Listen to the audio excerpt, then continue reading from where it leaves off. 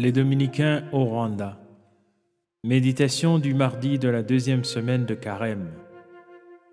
N'agissez pas d'après leurs actes, car ils disent et ne font pas. Chers frères et sœurs, loué soit Jésus à jamais.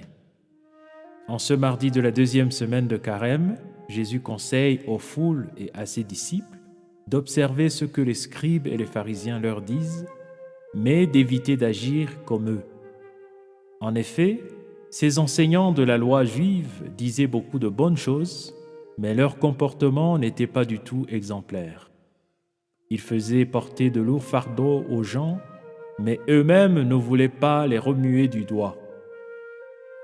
Au lieu de se rendre proches des pauvres, ces scribes et pharisiens aimaient aller dans des lieux fréquentés pour se faire remarquer. Au lieu de travailler à améliorer leurs relations avec les Juifs ordinaires, ces chefs religieux cherchaient à se distinguer des autres en se faisant donner le titre de rabbi. Ainsi, par leur comportement, ils empêchaient les gens ordinaires de mieux s'attacher à Dieu. Et c'est la raison pour laquelle Jésus encourageait ses disciples à éviter ces mauvais exemples. Les conseils que Jésus donnait à ses disciples sont encore d'actualité, d'autant plus que nous sommes dans un monde où beaucoup de gens investissent dans leur image sur les réseaux sociaux ou dans les médias, un monde dans lequel prolifèrent des promesses du bonheur et d'un avenir meilleur, un monde où ce qui est dit n'est pas toujours ce qui est fait ou ce qui est en réalité. Aujourd'hui aussi, Jésus ne veut pas que ses disciples tombent dans le piège de l'hypocrisie. Pour que les disciples puissent éviter ce piège, ils doivent apprendre à vivre comme des frères.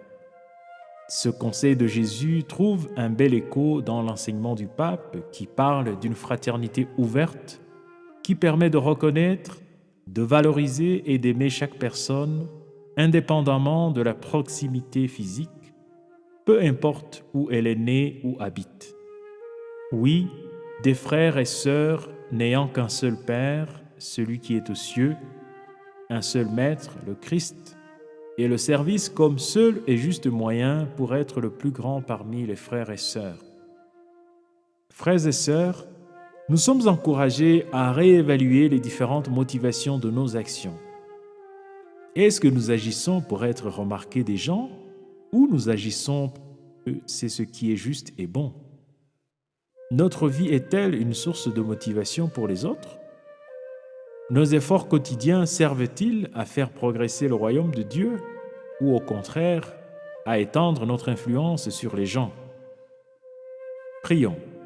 Seigneur Jésus, donne à chacun de nous la claire vision de ce qu'il doit faire et la force de l'accomplir, car tu vis et règnes pour les siècles des siècles. Amen.